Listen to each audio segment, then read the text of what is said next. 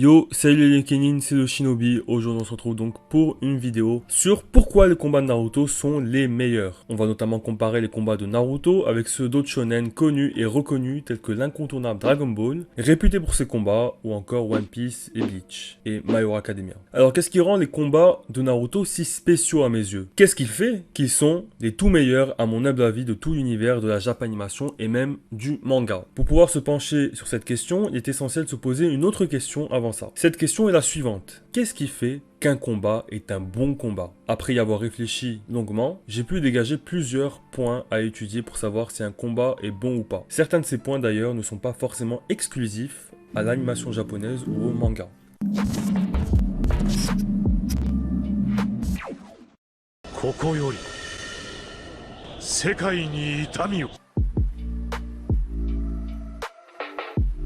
Alors bon, ce point-ci sous-entend plein de sous-points en réalité. Comment rendre un combat captivant émotionnellement? Comment faire pour se sentir engagé? Parce que oui, c'est important. Si on se fait affronter deux parfaits inconnus à nos yeux de spectateurs, le combat aura beau être magnifique, l'animation aura beau être incroyable, on va peut-être trouver ça beau, mais on ne sera pas réellement impliqué. On préférera largement un combat avec des personnages qu'on connaît plutôt qu'un combat de deux randoms, et ce même si le combat est graphiquement et en termes de chorégraphie de combat moins bon. Même en IRL, on est bien plus impliqué dans un combat à la sortie de l'école quand c'est nos potes qui se battent que quand c'est deux randoms quoi. Et pour susciter cette implication émotionnelle, il y a plusieurs procédés dont mon préféré, celui du flashback. Et c'est assez étonnant de voir que l'utilisation répétée de flashback, c'est quelque chose d'assez propre aux animés finalement. Quand vous regardez bien les séries américaines ou même dans les films, généralement il y a très peu de flashback. Et même quand il y en a, parfois, ça sert juste à expliquer un peu le contexte du film. Appeler notre destin inéluctable à tous.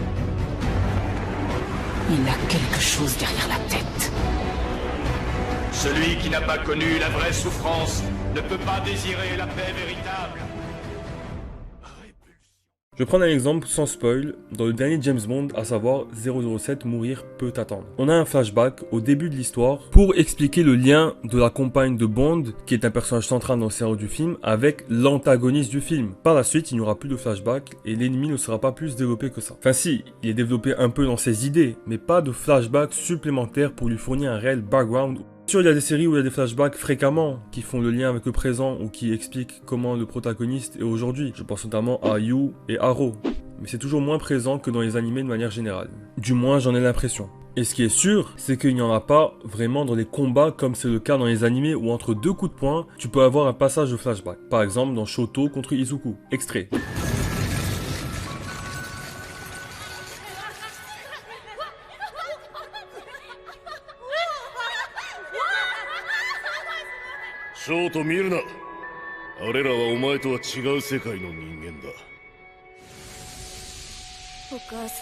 D'ailleurs, vraiment rythmer le combat de flashback comme ça, c'est vraiment quelque chose que j'adore et dans Naruto, tu as souvent ça. Parfois, certes, c'est des scènes qu'on a déjà vues, mais remettre ces passages nous implique encore davantage dans le combat et nous explicite mieux l'objet de la confrontation. Ça explique par exemple pourquoi dans le film Dragon Ball Super Broly, bien que les combats étaient visuellement incroyables, l'absence de flashback s'est fait ressentir et au final, le combat était divertissant, mais pas vraiment entraînant. Vous me direz que dans DBZ, Dragon Ball Z, il y a peu de flashbacks dans les combats. Et c'est vrai, mais j'y reviendrai dans une autre vidéo. Certes, on a eu des flashbacks de Broly dans la première partie du film, mais c'était léger, et puis ils ne sont pas assez en lien avec le combat pour se sentir impliqués. Là où par exemple, nous mettre des flashbacks de Naruto et Jiraiya lors du combat contre Pain était superbe. Pour le coup, comme on suit Naruto depuis le début du manga, et que Pain a fait du sale à Konoha, on n'en avait pas vraiment besoin, mais c'était cool. Pour Gaara contre Naruto, on te donne le passé de Gaara avant le combat pour que tu saisisses bien le parallèle entre ces deux personnages et que tu comprennes que Naruto aurait pu finir comme lui s'il s'était égaré dans le chemin qu'il a emprunté. Itachi contre Sasuke, pareil. Remettre des flashbacks lors de Naruto contre Sasuke, premier combat, c'était génial. Et Kishimoto fait un truc encore plus fou. Parfois, il ne développe pas l'antagoniste au travers de flashbacks, mais juste par ses idées, en te filant des bribes de motivation comme pour Pain. Tu sais bien que je ne pardonnerai jamais la mort de Yahiko, en te fournissant un flashback partiel.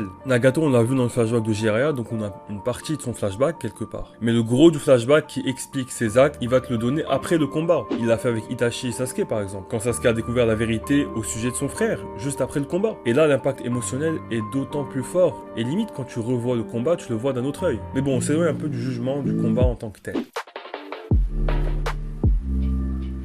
qui quelque part est lié à l'implication émotionnelle, dans le sens où on sera moins impliqué émotionnellement dans un combat sans enjeu qu'avec un enjeu conséquent. C'est pourquoi, pour mieux séparer les deux idées, pour le premier point, disons plutôt qu'on parlait d'implication émotionnelle au travers des personnages qui se battent. En ce qui concerne l'enjeu, c'est vraiment un point important qui peut compenser le manque de développement d'un ou plusieurs personnages impliqués dans le combat. On va prendre l'exemple de combats singuliers par souci de simplicité. Dans Naruto, l'enjeu minimum c'est survivre ou protéger des amis, des camarades. Par exemple, Naruto contre Gaara, combat pour protéger Sakura. Naruto vs Sasuke, combat pour ramener Sasuke. Un combat un peu spécial puisque l'enjeu du combat n'est pas la victoire. Vaincre Sasuke ne le ramènera pas forcément à Konoha. Il faut changer son mindset, pas le ramener de force. Même si Naruto a dit qu'il le ramènerait même de force. Plus tard dans le récit, on aura des combats aux enjeux plus importants. Naruto contre Pain, l'enjeu est la capture de Kyuubi et donc indirectement l'avenir du monde ninja. Lors de la bataille finale de la guerre avec Obito et Madara, cet enjeu est encore plus palpable puisque là on a vraiment Kyuubi sous nos yeux. Mais bon, il ne s'agit pas vraiment de combats singuliers pour le coup. Dans Dragon Ball, on a par exemple Gohan Super Saiyajin contre Cell. Tous les espoirs sont rassemblés en lui. Je dis Super Saiyajin et pas Super Saiyajin 2 parce qu'en Super Saiyajin 2, étant donné qu'il le violait, l'enjeu était là certes, mais la pression était moindre puisqu'on n'avait pas ce sentiment de la Terre et l'univers peuvent être détruites à n'importe quel moment. Par contre, le Kamehameha final de Gohan Super Saiyajin 2 contre Cell, là oui. Pour le coup, Naruto n'est pas le manga qui possède les combats aux meilleurs enjeux, comparé à un Dragon Ball, où à chaque fois c'est l'univers tout entier qui est menacé au cours du climax de l'arc. Mais il se débrouille très bien. Dans l'arc de la guerre, par contre, les enjeux étaient dignes des plus grands. On aura beau critiquer cet arc, au cours de la bataille finale, on sentait bien que le destin du monde se jouait à chaque combat. Après, c'était pas des combats singuliers pour la plupart, et j'ai dit que je traiterais surtout les combats singuliers. Mais voilà. Un combat peut être un peu long, il n'y a pas de souci, mais il faut qu'il soit bien rythmé. Après, il ne faut pas qu'il soit trop long non plus. Vous savez, de plus en plus, dans les animés actuels, on a des combats de moins d'un épisode. Les combats de plusieurs épisodes, comme c'était le cas par exemple pour Goku contre Freezer, ou dans Naruto, la plupart en fait, notamment Zabuza contre l'équipe 7, qui était très lent, tendent à disparaître, j'ai l'impression. Le combat Naruto contre Pain fait plus d'une dizaine de chapitres, celui de Jirobo vs Shoji seulement 4 chapitres, et le combat final Naruto contre Sasuke faisait également 4 chapitres, et dans l'anime ils l'ont calé en un double épisode. Donc quelque part, cette tendance vient même vers la fin du manga. On a eu aussi l'excellent Kakashi contre Obito, court mais intense. Dans One Piece, Luffy contre Katakuri, voilà quoi, c'est typiquement ce qu'il ne faut pas faire. Combat trop long et mal rythmé. Je ne vais pas spoil, mais voilà quoi. Le combat ne doit pas être coupé trop souvent par de l'action qui se passe à droite à gauche. Il peut être coupé un peu pour voir ce qui se passe ailleurs, mais pas énormément. Et le mieux quand même, c'est de couper pour voir quelque chose qui a un rapport avec le combat, quoi. Par exemple, dans Naruto contre Pain, on te coupe le combat pour te montrer Hinata et son flashback parce qu'elle va venir rejoindre le combat. Ou encore l'équipe de Guy parce qu'ils vont rejoindre le champ de bataille et soigner Hinata. Ou tout simplement, tu vois le commentaire des spectateurs du combat pour apporter de l'épaisseur au combat et souligner l'enjeu. Qu'on voit qu'ils se battent pas dans leur coin et que leur combat a un réel impact sur les autres, sur l'extérieur. Pour qu'un combat soit bien rythmé, il faut un juste équilibre entre une coupure extérieure, échange de coups et diversité des attaques, réflexion de la stratégie, dialogue et flashback. On va analyser rapidement un très bon exemple selon moi qui est le combat Kakashi contre Obito. Le combat commence dans un épisode, mais le gros du combat est dans l'épisode 375. On a eu la discussion au début de combat avec la bataille de Genjutsu, qui permet de poser les bases du combat et susciter notre engagement émotionnel. Ensuite, enchaînement de Genjutsu avec ce parallèle à leur combat quand ils étaient gosses. Donc là, très bon rythme, le parallèle est bien dosé. On a du taijutsu, puis du ninjutsu, de la stratégie, et jusqu'à la fin du combat, on n'a pas de dialogue pour un ultime coup où Kakashi a un discours intérieur avec des flashbacks. Et après, fin du combat, fuite de Obito. Au vu de la durée du combat et du style du combat, ce n'est pas grave qu'on ait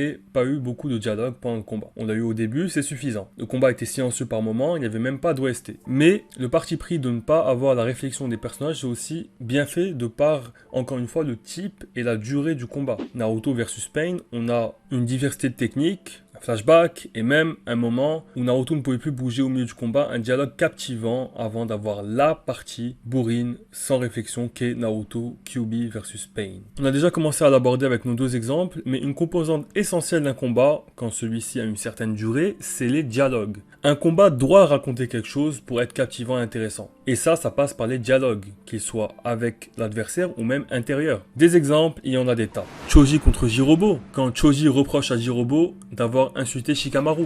Naruto contre Sasuke, quand Naruto essaye de raisonner Sasuke et Sasuke lui explique qu'il ne peut pas le comprendre, lui qui n'a pas de famille. Naruto versus Pain, quand Pain soumet sa vision de la justice et que Naruto montre sa non-adhésion à celle-ci. Sasuke contre Itachi, quand ces deux-là parlent du clan et des secrets du Sharingan. Ou encore Naruto vs Raikage. Là pour le coup, je vous mets un extrait directement.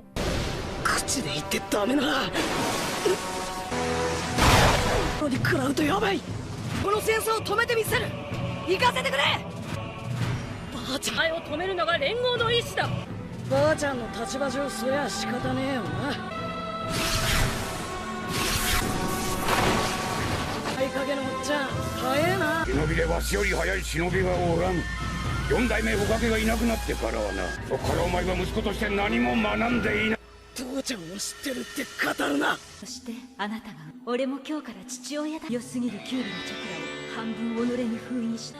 あなたに託して死んだの。あなたを信じきっどうしても行くというならこれまでお前を殺すな。勝って燃えたいんじゃないかバカ野郎。 En fait, j'en ai aussi parlé dans le point du rythme. J'ai abordé plusieurs points quand j'ai parlé du rythme, mine de rien. La chorégraphie du combat est importante, après tout, c'est ce qui constitue l'essence même d'un combat. Un combat, c'est avant tout des échanges de coups, d'attaques. Donc évidemment, si dans un combat la chorégraphie est nulle, qu'on a très peu d'échanges d'attaques, forcément la qualité de ce dernier sera impactée. Malgré tout, un combat aussi bien chorégraphié soit-il, peut être un peu fade, comme le combat Goku vs Broly. Dans le film Dragon Ball Super Broly par exemple, là où un combat avec une chorégraphie moins fournie, mais une implication émotionnelle forte, des enjeux importants, des dialogues intéressants, peut être très palpitant. Ce qui compte le plus dans un combat, c'est la tension dramatique. C'est pourquoi les gens préfèrent Dragon Ball Z à Dragon Ball Super, alors que les combats de DBZ sont souvent lents, longs, mal rythmés et moins rapides, moins impressionnants visuellement que des combats de Dragon Ball Super tels que Goku vs Jiren. Dans Naruto, un exemple de chorégraphie de combat magistralement réussi, c'est le combat Gaara vs Lee, le fameux combat dans l'examen de sélection des Chunin. Regardez-moi cet enchaînement de taijutsu, c'est ouf! De toute façon, ce combat est une masterclass absolue. Il a tout, le rythme, les flashbacks, de l'enjeu, et même si ce n'est pas la fin du monde, s'il perd, il y a quand même l'enjeu de sa qualification, tout simplement. Bref, un chef-d'œuvre. Le dernier point que je voulais aborder, qui apporte vraiment un plus au combat, même si pour le coup, il n'est absolument pas indispensable. まだこれくらいのチャクラ残ってるぜ。